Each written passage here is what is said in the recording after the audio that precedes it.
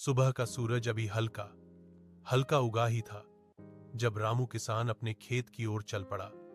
सर्दियों की हल्की ठंड और धुंध खेतों पर चादर की तरह फैली थी। चारों ओर बस गन्नों की कतारें हवा में झूम रही थीं, जैसे खेत खुद उससे बात कर रहा हो।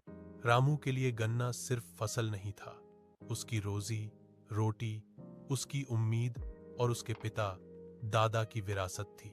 रामू पिछले कई महीनों से इन गन्नों की देखभाल कर रहा था। सुबह से शाम तक पानी देना, खाद देना, जंगली घास हटाना, सब कुछ उसने दिल से किया था। लेकिन इस बार बारिश कम हुई थी और नहर का पानी भी समय पर नहीं मिल पाया। कई बार तो उसे लगा कि शायद इस साल फसल उतनी अच्छी नहीं होगी। फिर भी वह उम्मीद नहीं छोड़ता था। उसकी पत्नी सरिता हमेशा उसे हौसला देती, अच्छे कर्म का फल अच्छा ही होता है, चिंता मत करो।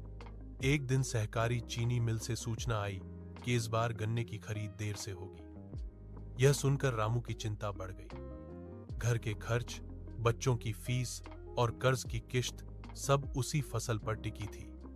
अगर गन्ना देर से बिकेगा तो उसकी हालत और तंग हो जाएगी। लेकिन मजबूरी थी, वह इंतजार ही कर सकता था।